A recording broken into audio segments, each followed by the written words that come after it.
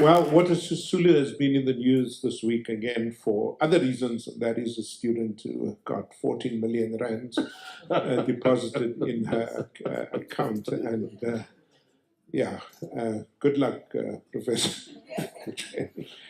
I'm going to open for questions. We're going to finish at 7. But before I do that, I'd like to just give an opportunity to a colleague visiting. She actually isn't visiting, she's always here, even though she teaches at New York University, and that is Professor Tebogo Moja, whom I'm sure many of you know, was one of the early leaders in the now democracy in higher education. Tebogo, I'd like to just perhaps ask you to comment, and if you have any questions or anything, before I open up to the floor in general, and welcome once again. Thank you. Thanks for putting me on the spot. I thought I was hiding in the back here. Okay, I have found this topic very interesting, and thank you for your inputs that have been so different from taking it from different angles or so. The drivers for this kind of change, campus change, how people are treating it, what some of the issues are behind that or so. And there's quite a lot that I agree with, and looking at it also from an international perspective, where I have found also the issues to be much more common around the world, including my own institution. What's not common is the strategies that are used by leadership as well as the strategies that are used by students or so.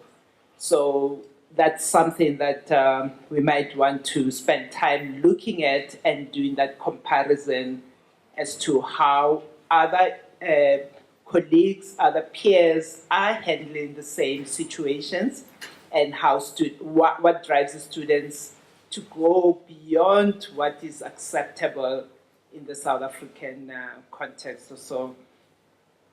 I would say that what we see, what we observe at the moment is the fact that, yes, the culture has changed, but the culture didn't change overnight. It has been changing, and as you have been commenting, that the 60s, the 70s, and the current, this has been ongoing, and at the moment it has reached a generational gap level, as Adam mentioned. We as leaders, we in the institutional leadership cannot relate to what the students are saying or doing, and they cannot relate to what leadership is doing or how leadership is handling their issues.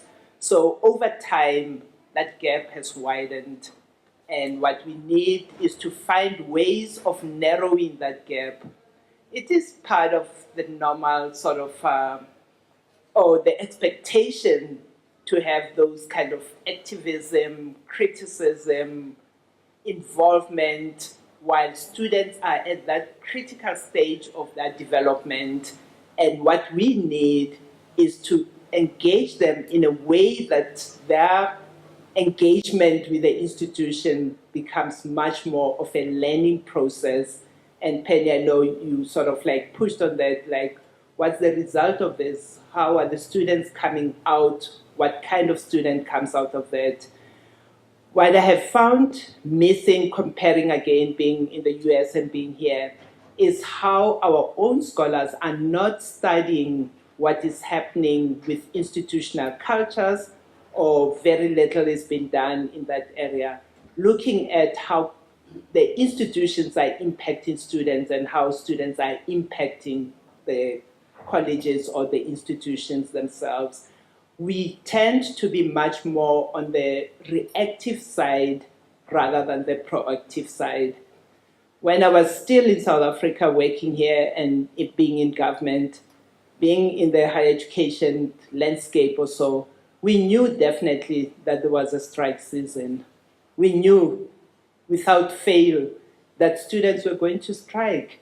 And very little was done even then to work around issues of how to sort of stop that strike or turn that strike into something that's much more different or a different way of engagement. I'm not opposed to students striking. I'm opposed to how they strike. And how they strike is what becomes our role as leaders, as academics, as scholars, to steer in a way that it becomes meaningful and much more useful for them. And there's a whole lot of literature on that student activism as a means of learning and getting to develop in some ways. So, and I just wanted to, I'll just comment on that as the fact that this has really changed, the culture has changed, it has been changing, it has reached a peak that we don't understand, and it's not going to go away, so we have to work in a more proactive way. Thank you. Thank you very much, Saboka. I'm just going to allow colleagues to speak, and then I'll give you a chance just to make sort of collective comments towards the end. Yes, just introduce yourself and, in your case, your movement. Thank you so much, Prof. I will not market Citizen ZA, which yourself and Prof. Habib are patrons of anyways today.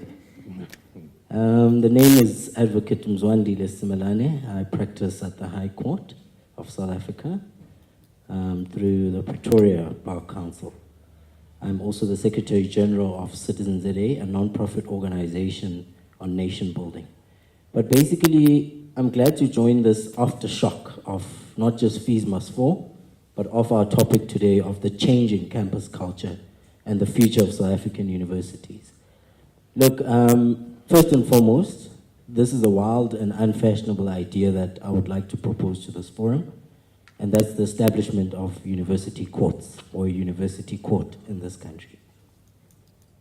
This might be a wild idea, Prof, but you know I've always got wild ideas. Yes, but you know, because one of the reasons why I say this is that there's a call, even now, that's going on that decriminalized fees must fall. So how do you, as Professor Sumado Dafikeni has stated that, how do you then separate the universities from the broader society? Because it's one and the same space, one and the same law. You cannot commit a crime in the university and not be prosecuted for it. So the university court element can also ease our legal system somehow to prosecute these matters. All right. Okay, that's fine for now. Next time you're my panelist. Yes. I'm Salome Masume. I'm a gynecologist. I'm at WITS. I'm also the president of the South African Clinician Scientist Society. And my issue is that there's a huge gap between the leadership, university leadership, and the students. And my issue is that, or my question is, does the university leadership reflect or inspire the students? There's a break in trust between the leaders and the students. Trust because the leaders do not trust the students, because the students look different from how the leaders look. And so you're working now in a system where as the younger generation, what should have been passed on from the older generation to the younger generation, the older generation is obstructing the younger generation from becoming progressive leaders. In fact, it gets to a point that if you want to excel, or if you're a young a young academic, you're better off leaving the country to go and excel there than to develop and grow in the South African system. So trust is my issue, and the other issue is listening. That I don't think that the university leadership is ready to listen to the younger generation. And that's where the big breakdown is. Thank you. You mean across the country that's the case? Okay, I don't understand the question, but maybe Okay, so I'm saying that how can you bridge the trust between the older generation and the younger generation, and how can the older generation start listening to the younger people? not my experience, but it's your question. Thanks. My name is Gundo Maswime. I am a civil engineer by profession, and I'm working for government. I am hearing about the the course. I like the idea. But I think we need something else. I graduated from the University of Natal, and I realized I needed counseling. Just my university experience studying engineering in a predominantly white environment. It's not just the symbols. It's how the lecturers would come across. When a lecturer says to you, I've never seen a black engineer before. I have seen a black guy with an engineering qualification. You know, you get those comments right through your degree. The second language speakers don't pass this course first time. So when you live there, you are completely messed up, for lack of a better word. Now, when Fees Must Fall started, the sympathy we had, I felt like I could walk into that campus and also throw a stone. You know? Now, the other thing that I want to bring up is that we overestimate the social conscience of an academic in the technical disciplines. Most of you are social scientists and lawyers, but an engineering professor doesn't have the type of consciousness that you have because of what he reads. He's reading about forces, the balance of forces. He's reading about shear forces and bending moments. So his understanding of the social context of what is happening. The country can change 22 years later. He's still way before 1994, you know, and it's manifesting in class. So when we go to engineering practice, we also find a lot of that. They are not reading what everybody else is reading. So that is something that we need to pay attention to. Thank you, sir. So does the discipline matter? That's a very interesting point. Michael? Thanks.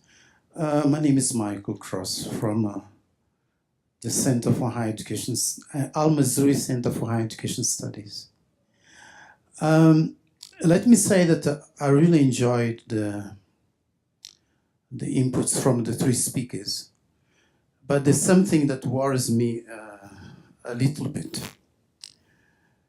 And if I look at the issues that you've outlined as the key drivers leading to the crisis, and also the kinds of solutions that you're proposing, the fear I have is that we tend to jump into solutions without thinking seriously about how do we get there. And the message I'm getting from students, beyond the violence and all the things that we're doing, the message I'm getting is that perhaps it's time to start thinking differently about those issues. Because the things we've been saying that throughout the 80s, some of those issues. From 1994, if you look at the issues we outlined, violence, police, those issues have been there. Now, if those solutions have failed, is it in time we start thinking differently about how we approach those issues? I think that's the message I'm getting from students. Thank you, sir. Anybody else? Go. The lady over there. Yeah, thanks. Good afternoon. Thank you so much for a great discussion. I thoroughly enjoyed that. I am doing my PhD at Wits University, and I am the founder of an organization called Black Women in Science. I just wanted to know that issues like no black man can ever be an engineer. How are we doing on that forefront of addressing the leaking pipeline of black professors, of black professionals in these institutions? And what advice can actually be done to make, or what is done to make sure that these professionals are staying in institutions? I know there's a lot of policy, there's a lot of funding, there's a lot of attention to that, but I just want to know what advice, and if you are a young person or a young PhD graduate, at what level where do you even start to start having this kind of conversation? So the barrier and the hierarchy cycle of the institutions. Thank you very much. We're going to just take one more, and then I want to give enough time to our colleagues. Briefly. I'm going to be very brief. Rula Inglesi-Lotz from Department of Economics, University of Pretoria. We hear all of these discussions between mismatching of leadership with the students. I think in the whole discussion, what we're also missing, which is crucial, is the role of the lecturers and the academics. So I would call them the missing middle. The responsibility falls primarily on these academics to change the culture. The students come, they protest usually in the first and second year of the undergraduate. The third year, the cost is too high for them to lose the year, so they don't protest there. Postgraduate students are not out in the streets quite a lot. So the change of culture comes from a big portion from the lecturers in class. And my personal experience, and I've discussed with many colleagues in many universities in the country, is there is fear at the moment. It's social media, it's the students' arrogance after getting what they wanted. But fear, not in the sense I can't go to class anymore like I used to when the protests were on.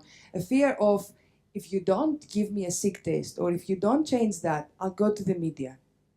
Or if you use an example that I don't like, I'm gonna take you to the media. And how do we address that? Because I became an academic to have evidence-based voice, that I'm not scared to follow rules and to allow students to learn from this freedom of voice. And I'm not sure we do that.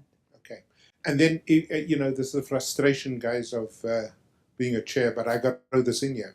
So, Adam, I just want to put you and Penny in conversation here a little bit, because I really am worried about this notion of alienation, that it's a very loose notion in the analysis of our education. In other words, it goes like this, that a student who goes to university must go there to feel accepted, must go there to be loved, must go there to be, not to listen to racist comments, which is a fair thing. And all of us, by the way, as a science student, heard those kinds of things. But I'm not talking about the obvious racism, I'm not talking about the sexism and so on. I'm talking about this notion that you must take care of me. I'm talking about this notion I must see, things that belong to me. Like today's headlines in Iqbal's papers, which drove me nuts. A black African woman saying, I'm going back to Johannesburg because here in Cape Town I don't hear Tsonga. What nonsense is that? I mean, it's like colored people who come to Johannesburg and they freak out because they see so many black people, So is the role of a university to mollycoddle students, Or is it to make you, in fact, to destabilize you, to make you question, your most cherished beliefs, whether it's religious beliefs or scientific beliefs and so on, as opposed to this notion, I must be warmly... and I suppose, Tebogo, the parallel here is in the US, where you can't even go in some universities anymore, as you know, Penny, without giving a warning to students, that a particular word might come up in a text, Are we losing this notion of a university, to... And bending over backwards with this notion of making sure everybody's comfortable and so on. And then, slightly tongue-in-cheek, Somadora, why is it that decolonization is not a debate on the historically black campuses? Of course, I think I know, but I'd love to hear from you. Over to you, man.